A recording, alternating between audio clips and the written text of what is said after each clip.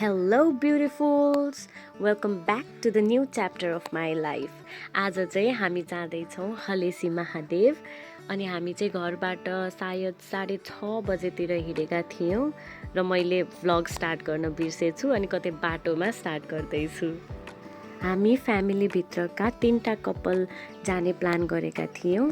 हामी 2टा कपल चाहिँ लालगढबाट हिँडेको अनि अब हामी अर्को कपललाई भेट्छौँ ग्वालटार सिन्धुलीमा। यहाँ फेरि एकदम गहिरो डिस्कसन हुँदैछ। हामी हावा भर्नलाई एकछिन रोकेका थियौँ।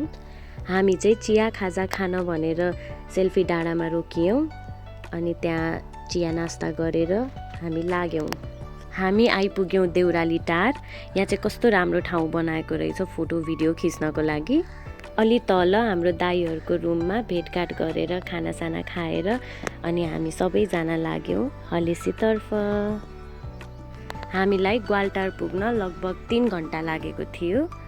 त्यहाँपछि सबैजना भेट भएर सुनकोसी हेर्दै गफ गर्दै हामी फिक्कल आइपुग्यौँ।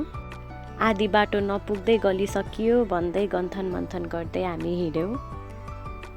म चाहिँ बेला बेलामा इसारा गर्दै भिडियो बनाउँदै गएँ। त्यत्तिकैमा हामी थुल्मे घाट आइपुग्यौँ। जति माथि चढ्दै थियौँ त्यति राम्रो दृश्यहरू देखिँदै थियो। बाटो धेरै अप्ठ्यारो छ भन्ने सुनेर डराउँदै गएका थियौँ, तर त्यति साह्रो अप्ठ्यारो चाहिँ लागेन हामीलाई। कतै कतै चाहिँ बाटो फुटेको अलि हिलो जस्तो बाटो चाहिँ थियो, सायद बाढी पहिरोले गर्दा होला, तर सक्दै नसक्ने भन्ने खालको अप्ठ्यारो चाहिँ थिएन। त्यत्तिकैमा हामी आइपुग्यौँ सुनकोसी पुल। हामीलाई ग्वालटारबाट यहाँसम्म आइपुग्न लगभग 1 घन्टा जति लाग्यो होला। हामी हर्कपुर आइपुग्यौँ। हर्कपुरबाट लगभग 1 घन्टामा हामी दुधकोसी आइपुग्यौँ। एकदमै राम्रो ठाउँ छ।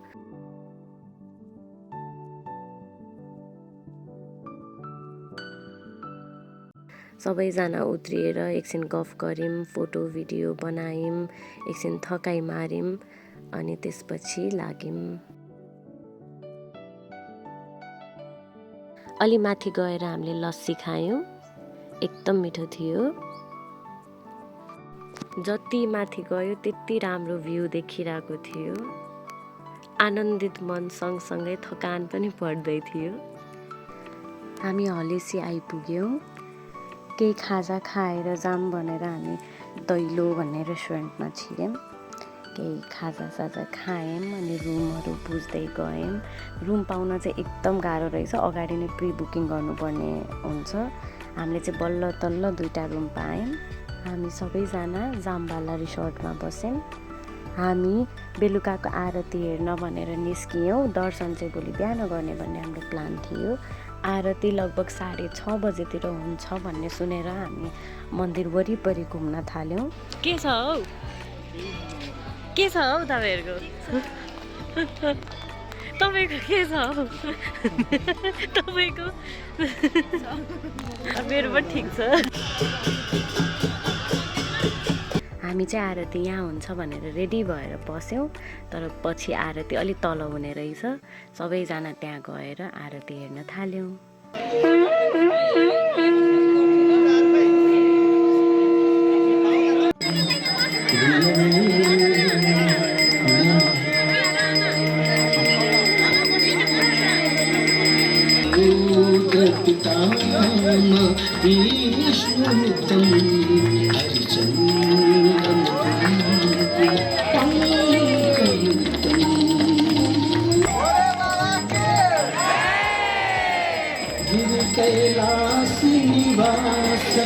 गणछन् सहचारी शिव गणछन् सहचारी मुण्डमाला छगलामा मुण्डमाला छगलामा पक्ष भयहरी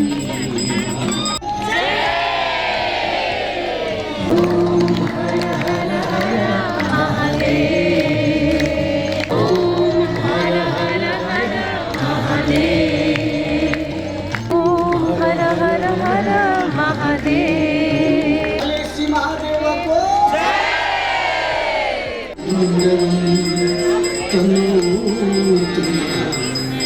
शिव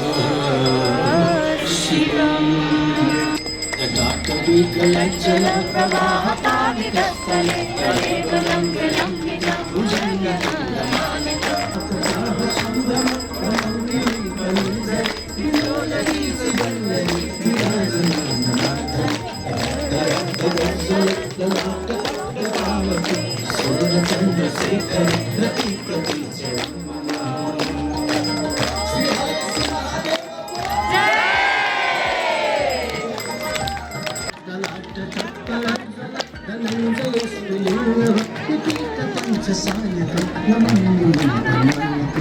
मंगल विक्रम प्रवर्तित प्रचंड तांडव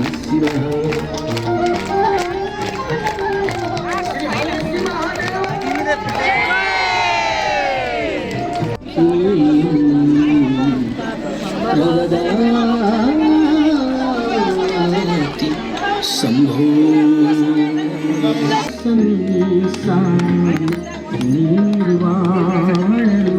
रुद्राष्टकम् इदं प्रोक्तं दृपेण रतोऽसने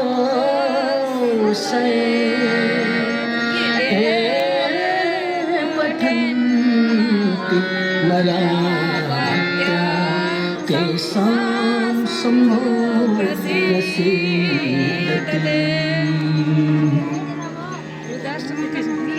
हामी चाहिँ आरती सकाएर रुम फर्कियौँ, खाना खायौँ, एकदम ठुलो असिना पानी परिरहेको थियो अनि सुत्यौँ। आजको लागि गुड नाइट।